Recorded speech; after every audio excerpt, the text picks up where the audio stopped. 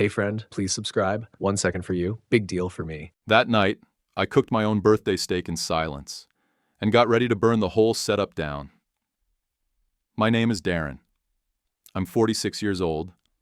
I live in Dayton, Ohio, and I work the front desk at a plumbing supply warehouse. It's not glamorous, but it pays steady and gives me enough time to check on the Browns score between orders. On the morning of my birthday, I didn't expect much. Maybe a happy birthday text from my old buddy Stan. Maybe a half-hearted voicemail from Aunt Louise if she remembered what day it was. Jenna, my wife, usually forgot until sometime after dinner. The kids, Jake and Lila, they were good kids, but they followed their mom's lead. Quiet, distracted. I didn't expect much from them either. Around lunchtime, I was sitting in the break room eating leftover meatloaf out of a stained Tupperware container, scrolling Facebook while pretending to look busy. That's when I saw it. A photo. Big, bright, cheerful. My wife Jenna, our 2 kids, her parents, and her brother Nate, the golden boy, all standing in front of a banner that read, "Congrats, Nate!" There were balloons, cake, even a number sign promotion party caption. It had 26 likes already. The kicker? The caption, the only one worth celebrating today. I just stared at it. I looked at the date on my phone, August 7th. Still my birthday, still very much uncelebrated. I scrolled down and saw my mother-in-law had posted another photo of the cake, a nice double-layered chocolate one. Her caption? "Baked for the one who deserves it most. So proud of you, Nate." My fingers hovered over the keyboard. I wasn't the type to make scenes online, but something inside me cracked just enough to tap out a simple comment. Nice cake. It sat there for about a minute before I saw the reply from Jenna's mom. At least someone's worth baking for. No emojis, no LOL to soften the blow. Just pure, passive-aggressive honesty. I didn't reply. I didn't blow up her phone or send some dramatic rant. I didn't even text Jenna. Instead, I smiled. A tight, quiet kind of smile. The kind that didn't reach my eyes. Then I got up, walked over to the office computer, and opened up our joint bank account. Transferred $1,200 into my personal checking account. Closed the tab. Then I sat back down, opened my email, and sent 2 messages. One was to my buddy Roy, who owed me a favor and worked as a notary. The other? That one was to Nate's landlord. By the time I clocked out, I'd stopped thinking about the cake. I drove home, picked up a New York strip from the store, and grilled it alone in the backyard while Jenna and the kids watched TV inside. No one said a word about my birthday. Not one word. But that was fine, because I wasn't planning to stay quiet much longer. I didn't sleep much that night. The steak sat heavy in my stomach. Not from the meat, but from the quiet. The kind of quiet that makes your brain start flipping through old memories like a deck of cards, and none of them good. I sat in the garage with a beer. The door cracked open just enough to let in the crickets. My phone buzzed once. Stan, finally remembering my birthday. "Hope you got some cake, old man." I didn't answer. Instead, I just stared at the half-dead leaf blower sitting on the shelf in front of me. Nate's, of course. I'd fixed it last fall after he blew the motor trying to suck up wet mulch. Took me 2 hours and a YouTube tutorial. No thanks, not even a text. That's when it all started hitting me. The missed anniversaries. 11 of them. Jenna would either forget or claim she was too swamped with the kids' stuff to plan anything. But she always found time to plan something for Nate. A promotion party. A back from his juice cleanse brunch. Once they even threw a surprise dinner because he hit a new gym personal record. I didn't even know grown adults did that kind of thing. Meanwhile, I was lucky if my own birthday got me a store-bought card, and even that usually came a few days late with a, "Sorry, it's been crazy around here." I remember one of Lila's birthdays. I think she was turning 7. And the whole party was thrown together the night before with pizza and a melted cake from Kroger. But the next month? Nate's "Congrats on getting your real estate license" bash was catered. They had a taco truck in the driveway. It was like I was just there, not really seen, just tolerated. Need someone to install a new sink? Call Darren. Need a new belt on the mower? Darren can do it. Nate gets a paper cut? Whole family shows up with Band-Aids and moral support. I used to think maybe I was imagining it. Like maybe I just wasn't the party type. or didn't show enough emotion to get that kind of attention. But sitting there that night, sipping warm beer, it finally hit me. I wasn't overlooked. I was used. Because I was dependable. Because I'd say yes and not ask for anything back. Because I didn't complain. Because I was the guy who quietly made things work behind the scenes. And they all liked that. It kept the machine running. As long as I stayed in my lane, I had a place. I wasn't mad anymore. I was just done playing the role of the dependable idiot. I went back inside and sat down at the computer. Pulled up every account I had, checking, savings, old Roth IRA, even the dumb joint gas card Jenna insisted we keep. One by one, I checked access settings. That's when I noticed it. Every single account, and I mean every one, had Jenna listed as a secondary user. Not just the joint ones, not just the household ones. Even the emergency account I opened when I was 29, back when I still thought she might appreciate a rainy day fund. There she was. Name, email, phone number, active access, had been for years, and somehow I never saw it. I don't remember giving her that information, but maybe I did. Or maybe she added herself when we refinanced the house. Who knows? All I knew was there was no line anymore between my money and family money. I clicked through statements and saw patterns I hadn't noticed before. Small withdrawals, strange recurring transfers, all under labels like savings or household buffer, but that wasn't savings. That was something else entirely. I leaned back in the chair, heart thudding harder than it should have been. I wasn't even angry yet, just stunned. Like I'd walked into my own life and realized I didn't recognize any of it anymore. So I did what I always do when I need to think. I made a list, names, dates, accounts, access points. Because if I was going to stop being the dependable idiot, I needed to know exactly what I was dealing with. And starting that night, I wasn't making any more quiet sacrifices. I was keeping receipts. I stayed up late that night, the glow from the computer screen the only light in the room. Jenna and the kids were asleep upstairs, but I didn't hear any of it. Not the footsteps, not the creak in the hallway. All I could hear was the clicking of my mouse and the steady rise of my blood pressure. One account led to another, then another. Every time I thought I'd hit the end of it, I found something else. I'd been contributing $500 a month to a line item labeled Family Savings in our budget spreadsheet, the one Jenna updated like it was gospel, $500 every month, for the last 2 years and some change. I always assumed that money went toward Lila's braces or maybe a rainy day emergency stash. I didn't question it. That was my mistake. Because that $500 had been going straight to Nate's landlord and the bank that financed his Jeep. I pulled up the transactions. Rent, $1,300 a month with my name on the memo line. Auto loan, $275 every 30 days, never missed. Every payment matched up with my transfers. Clean, quiet, hidden in plain sight. I sat there, staring at the numbers like they might rearrange themselves into something less insulting. But they didn't. Just neat little digital reminders that I was an accessory to my own mugging. And then I remembered the lease. 3 years ago, Jenna had said, "Can you help Nate get into that place near downtown? He just needs a cosigner. He's got no credit, and it's just temporary until he builds some." Temporary. She'd said that word like it was a grace period, like I was doing some small neighborly thing. I signed the form one night after dinner while the kids were watching TV. Didn't think twice. I just wanted peace. I dug through my files, opened the scanned PDF, and there it was, my name at the top. Primary leaseholder, not co-signer. Primary. I froze. My chest went tight, like I'd swallowed a cinder block. Then I checked the payment history through the landlord's portal. Nate hadn't paid a dime in the last 2 months. Not a single one. That meant it was on me. And I didn't even know. I stood up so fast my chair slid back and thumped against the kitchen island. My heart was beating out of rhythm, not from anger anymore. From shame. I walked into the laundry room and shut the door behind me. Pulled out my phone and called my credit union. "Hi, yeah. I need to freeze one of my accounts." "No, not lost. Just need to stop all outgoing transactions immediately." The woman on the other end was polite, professional. "Of course, Mr. Briggs. Is there a reason?" "Yeah," I said, my voice flat. "I've been an idiot." She chuckled like it was a joke. I didn't laugh.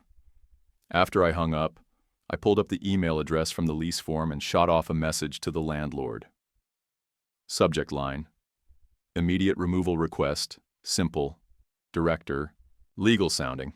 I didn't want to give them any reason to delay it. Then I called Roy. Roy and I go back to high school. He runs a mobile notary service and signs half the wills in Montgomery County. Picks up side work from lawyers who don't want to leave the office.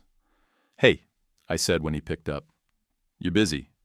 "Not if you're buying lunch." "I need to update my will, and I want you to witness a few account changes." He let out a low whistle. "That kind of night, huh?" "Just bring your briefcase and a thick pen." "You got it." I didn't say anything to Jenna. Not that night. Not the next morning either. I made her coffee, same as always. Kissed Lila on the head. Gave Jake a ride to practice. I didn't raise my voice. Didn't leave angry notes. I just moved in silence. Because silence makes people nervous. They can't argue with it. They can't spin it or talk over it. It just sits there, heavy and still, like a fuse waiting for the flame. By dinner the next night, the account was frozen. The landlord had responded, and Roy had notarized everything. Will updated. Emergency contacts changed. Bank accounts split. I wasn't playing husband of the year anymore. I was playing defense. And right then, I had only one goal: get myself out of the blast radius before everything Nate touched blew up in my face. Again. 3 days. Not a word. Not from Jenna. Not from the kids. Not even a delayed, "Oh crap, we forgot your birthday" text. Just normal, routine silence. The kind that used to feel comfortable. Now it felt like static. Like everyone was pretending the signal was still clear, but deep down they knew something was off. I woke up each morning, made my coffee, packed my lunch, went to work. Said goodnight, climbed into bed next to Jenna like everything was fine. But inside, I was done pretending. That Friday afternoon, I was elbow deep in pipe fittings at work when my phone buzzed. Nate. I let it go to voicemail. 5 minutes later, he called again. I sighed, wiped my hands on a rag, and picked up. "Yeah?" "Hey man," he said, stretching out the words like we were about to shoot the breeze. "Looks like there's some kind of issue with the rent this month?" I took a slow breath. "Not an issue," I said calmly. "Just not my responsibility anymore." There was a pause on the other end, like he hadn't expected me to say it that directly. "What?" "Dude, what are you talking about?" "I'm talking about your lease, and your car note, and the fact that I'm not your bank anymore." He got quiet again, but not for long. The confusion started to curdle. "Wait a second. Is this about that Facebook post?" I didn't answer. "Seriously?" He laughed, but it came out hard and defensive. "Man, come on, that was just a joke. You're really doing this over a stupid post?" Click. I hung up. No yelling, no warning. Just done. I slid the phone back in my pocket and went back to work. The fittings didn't judge me. They didn't make sarcastic comments behind my back. They didn't celebrate my birthday by ignoring it completely and throwing a party for someone else. When I got home that night, Jenna was already in the kitchen loading the dishwasher. The kids were upstairs. The house smelled like frozen pizza and hair conditioner. She didn't turn around when I walked in. I dropped my keys in the bowl, kicked off my boots, and cracked open a beer. I sat at the table, sipping slow. The kind of quiet that used to mean peace now felt like a test. Finally, she broke it. "Did you close one of our accounts?" Her voice was flat. No emotion. Just that soft, passive tone she always used when she didn't want to look like she cared too much. I took another sip. "Yeah," I said. "The one I paid your brother's bills out of." She turned then, slowly. But her face didn't change. No shock, no guilt. Just the same blank expression she wore when the weather app said it might rain. It was like she'd already decided this was temporary. Like whatever I was doing, I'd get over it. "You could have told me," she said. "I didn't think you'd care." She crossed her arms, leaned back against the counter. "So what? You're trying to punish my family now?" I laughed once, just one dry, sharp exhale. "Is that what you think this is?" "That's what it looks like," she said, still calm, still emotionless. "You're cutting Nate off completely." "Over what? A misunderstanding? A Facebook post?" I stood up and poured the rest of my beer down the sink. "You really don't get it," I said, not looking at her. "It's not about Facebook. It's about 3 years of being a wallet, a plumber, a babysitter, everything but an actual person." She didn't say anything. I walked past her to the living room, sat on the couch, and turned on the TV, not to watch, just to fill the space.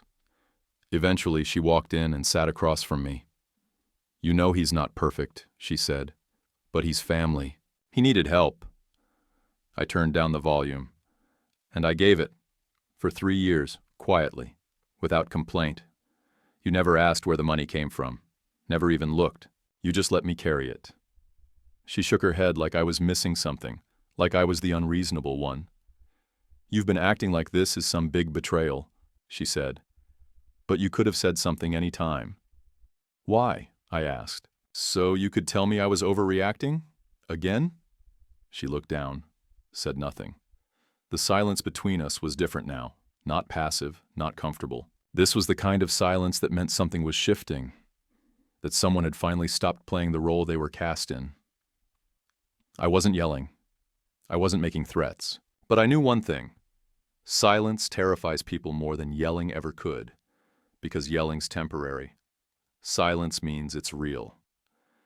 The invitation came through Jenna, but I knew it wasn't her idea. Her parents wanted a family dinner. That's what they called it. Just like that. Quotation marks and all. No mention of my birthday. No apology. Just an expectation.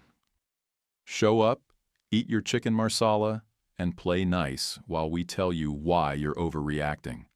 I told her I'd go. No argument. Just said sure and went back to trimming the hedges like it was any other Saturday. But that night, I didn't just bring my appetite. I brought a folder. Their house smelled the same as always, lemon cleaner and too much perfume. Plastic runners still lined the hallway carpet like they were preserving a museum. Jenna's mom met us at the door with a stiff smile and air-kissed my cheek like I hadn't been stonewalled for 3 straight days. Nate was already there, arms crossed, leaning against the far wall like he owned the place, wearing a hoodie I recognized because I bought it for him last Christmas. One of those expensive ones he could never afford because he was between gigs again. Jenna's dad stood in the corner, hands in his pockets, pretending to study the thermostat. We sat. No one really talked. Jenna was quiet. Her mom brought out a tray of baked ziti like it was peacemaking food, like melted cheese could glue broken trust back together. Halfway through dinner, after enough fake smiles and shallow small talk, her mom finally set down her fork. "This is childish," she said. "Hurting your own family over a Facebook post?" I reached into my bag and pulled out the folder. Thick, tabbed, labeled. I laid it gently on the table like it was a Bible and I was about to read scripture. "This isn't about Facebook," I said. "This is about being lied to, used, and dismissed." For years she blinked, clearly caught off guard. Nate rolled his eyes and muttered something under his breath. I opened the folder and flipped to the first page. Here's the lease I signed when Nate needed a place to live. Notice who's listed as the primary tenant. I turned it so they could see. Not co-signer. Primary. Her dad squinted at the page. Jenna leaned in, brows furrowed. Page 2. Monthly bank transfers from my personal account, labeled as family savings. That money? It went straight to your son's rent and car note. Not once. Not twice. Every single month. For almost 3 years. Jenna's eyes widened. "Wait, I thought that was for—" "You didn't know?" I asked, meeting her gaze. "You had access to the account." I didn't look that close," she said quietly. I turned another page. Here's every auto payment tied to Nate, insurance, credit card he borrowed. And here, I flipped again, are screenshots of text messages between him and your dad, coordinating the transfer schedule. Looks like someone knew exactly what was going on. Jenna looked at her dad. "Dad, you set this up?" He adjusted his glasses, cleared his throat. "We were just trying to help your brother get on his feet. With my money, I said. It's not like you were struggling, her mom said quickly, her voice going sharp. You're always fine. You never even mentioned, because I thought I was doing it for us, I cut in. Not so Nate could live off me like a damn dependent. Nate finally spoke up, arms still crossed. Man, this is crazy. You're acting like I scammed you or something. You did scam me, I snapped. You knew I was listed as primary on your lease. You knew I was paying your bills, and you never said a damn word. Not even a thank you. He scoffed. I thought you were fine with it. You never complained. Yeah, well, that's over now. The table went quiet. Jenna's mom shifted in her chair like she still wanted to salvage the night. Look, maybe we can talk this out. No, I said, standing. I didn't come here to negotiate. I came to show you the math. I picked up the folder and held it up. This is 3 years of me keeping quiet, being dependable, being invisible. But I'm not playing that role anymore.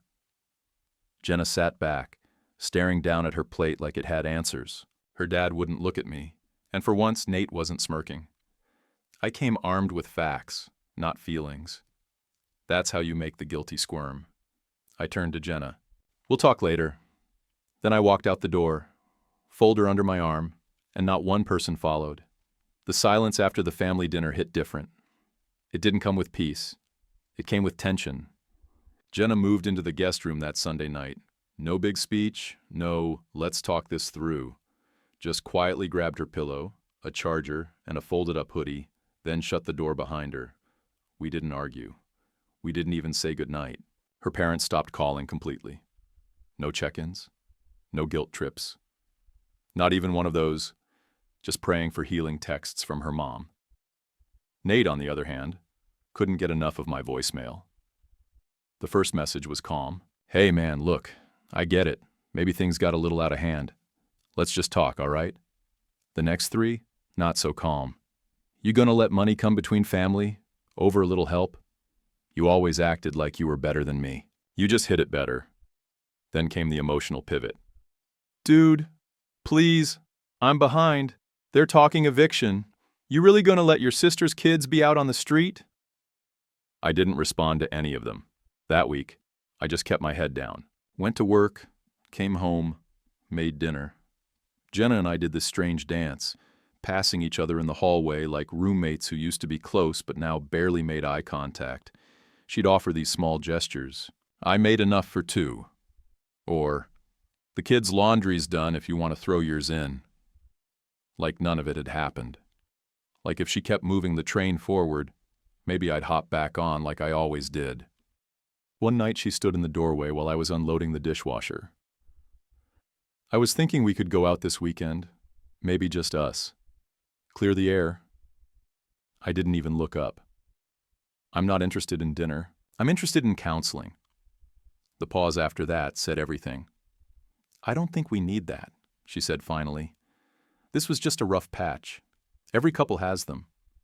No, I said, shutting the cabinet.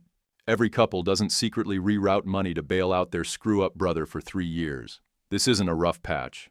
This is a foundation crack. She looked like she wanted to argue, but didn't.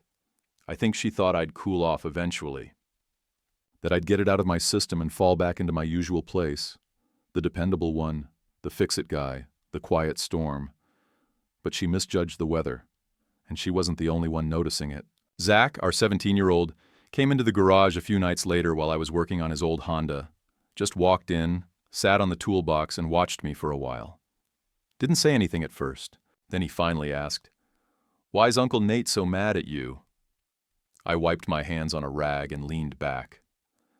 Sometimes being honest upsets people who live off your silence. He chewed on that for a minute. Did you stop paying his rent or something? I looked at him. What makes you ask that? He shrugged. Just stuff I've overheard. Mom saying you went too far. Uncle Nate texting like he's desperate. Grandma saying she doesn't know how you turn so cold. I sighed. I didn't turn cold, bud. I just stopped letting people use me. He nodded, slower this time. A beat passed. Then he asked, Is that why Mom's been acting weird? I didn't answer right away. Mom's not a bad person, I said finally. But she let things go on that shouldn't have. And now we're trying to figure out what's left. He looked down at his hands. You think you'll get divorced? It hit me harder than I expected. I don't know, I said. But whatever happens, I'm not disappearing. I'll always be your dad. And I'm always going to show you what self-respect looks like. He nodded again, this time with a little more certainty. Later that night, I heard Jenna talking softly in the guest room. The walls are thin. I caught just enough to know Zach had gone to her with questions she didn't want to answer. I didn't press it. The truth was already unraveling, and this time, I wasn't the one holding it together. We started counseling the following Tuesday. Neutral office, calming colors, faux plants, soothing jazz humming from a corner speaker. It all felt a little staged, like we were actors in someone else's play, except the script had already been shredded. Dr. Kellerman was a tall woman with sharp eyes and a voice like sanded wood. Not warm exactly, but steady. The kind of person who could stare into a hurricane and take notes. Jenna sat stiff from the jump, arms folded, ankles crossed tight. Her whole body language screamed, "Let's get this over with." She nodded politely, answered questions with half shrugs, avoided eye contact like it was a game. I sat across from her, hands open on my knees. Not relaxed, just ready. Session 1 was light, background, history, who we were before we got tired of each other. Dr. Kellerman scribbled a lot. But Session 2? That's when things started to crack. Jenna, she asked calmly, can you name one time in the last year you celebrated your husband's success? Something personal, not about the kids. The silence dragged. Jenna blinked, looked down at her lap, then back at me, then at the window. I mean, I'm sure there was something, she mumbled. Take your time, Doctor, Kellerman said without pressure, but there wasn't anything. And we all knew it. I didn't gloat, didn't even move. Just let the quiet sit in the middle of the room like a chair no one wanted to claim. Finally, I spoke. I don't need cheering, I said. I just need respect. The doc nodded slowly, wrote something down. Jenna shifted in her seat, biting her lip like she wanted to argue but couldn't find the ground to stand on. Sessions 3 and 4 felt like more of the same. Awkward pauses, surface-level answers, deflections. Then came Session 4, about 40 minutes in, when Dr. Kellerman asked us both what we thought our biggest mistake was. Jenna sighed. I guess. She paused. I guess I thought he didn't care about that kind of stuff. You know, being celebrated. He never asked for anything. I looked right at her. Maybe, I said quietly, because I learned not to. That landed like a punch. She looked up at me, caught off guard. I kept going. I didn't stop asking, because I didn't want it. I stopped because every time I did, it felt like I was inconveniencing everyone, like needing anything made me weak or needy or annoying. No one said anything for a while. I could hear the wall clock ticking behind me, could feel the weight of her breathing change across the room. Dr. Kellerman finally nodded. That's something to sit with, she said. Let it settle. Jenna didn't speak the rest of the session. The next morning, she packed an overnight bag. I need some space, she said from the doorway, not looking at me. Time to think things through. I didn't stop her, just nodded. She stayed with her sister, I think. Or maybe a hotel. She didn't say, and I didn't ask. Zach asked me that night if Mom was coming back.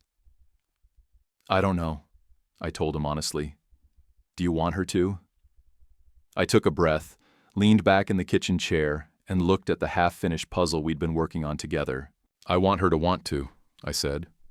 He nodded, like he understood more than he let on. And for the first time in a long time, I didn't feel like I was holding up the whole house by myself. The truth's never loud. It just keeps hitting until someone listens. And this time, I was done talking over it. A month went by without much more than a few quiet texts, mostly about the kids. Jenna had stayed with her sister for a while, then moved into a short-term rental across town. I didn't press. I didn't chase. I kept going to work, cooking for Zach and Lila, showing up for the little things. Then, on a Wednesday night, my phone buzzed. Just one message. Dinner Saturday. Just you and me? My treat. I stared at the screen for a while, then typed back, "Sure, pick the place." She picked a little Italian spot on the edge of town, the kind with dim lights and real candles, not battery-powered ones. We used to go there back when things were still new, back when we'd split tiramisu and laugh without effort. When I walked in, she was already seated, wearing the blue dress I always liked but never said much about. I took the chair across from her. No hug, no fake pleasantries. Just quiet acknowledgement. The waiter brought water. Jenna didn't say anything right away. Then she slid a small envelope across the table. "What's this?" "Open it." Inside was a single sheet of stationery. Handwritten. Neat. No crossed-out words, no rushed scribbles. It was an apology. Not a dramatic one. Not some grand gesture. Just real. Straightforward. She apologized for the birthdays missed, the silence, the imbalance, for assuming I didn't need attention just because I didn't beg for it, for forgetting that I was more than just reliable, that I was a person. At the bottom it said, "I don't expect a clean slate. I just want a fair shot at rebuilding it." I folded the note carefully and set it beside my plate. "Thank you," I said. "That means more than you probably think." She nodded, lips pressed together. Not crying, just processing. We ate slow, talked a little. Mostly about the kids, about Zach turning 18 soon, about Lila wanting to cut her hair short. Small things, but it felt better than pretending nothing had changed. Midway through dessert, panna cotta, her choice, she reached into her purse and pulled out a receipt. "What's this now?" I asked. She placed it between us. "That's from Nate's landlord. I paid back the last 2 months, the ones you covered without knowing." I stared at it. "You didn't have to." "I know," she said, "but I wanted to. I needed to." That hit harder than I expected. I nodded slowly, then leaned back in my chair. "So, what now?" She took a sip of her wine, then set it down with a little more confidence than she'd had all night. "We keep it real," she said. "Separate finances, individual therapy, and maybe every 3 months we sit down like this, no pressure, us and ask each other, 'Are we okay?' Like a quarterly check-in," I said, half smiling. She grinned. "Exactly. Like your job does with projects." "We are a project," I muttered, laughing quietly. "Yeah, well, some projects are worth saving." We paid the bill. She didn't fight me when I offered to split it. Outside, the air was cool. We stood by her car for a moment, both of us hesitating like we didn't quite know how to end the night. "I'm not expecting a perfect version of us," I said. "I'm not either," she replied. "I just want something honest." We weren't starting over. We were just starting honest.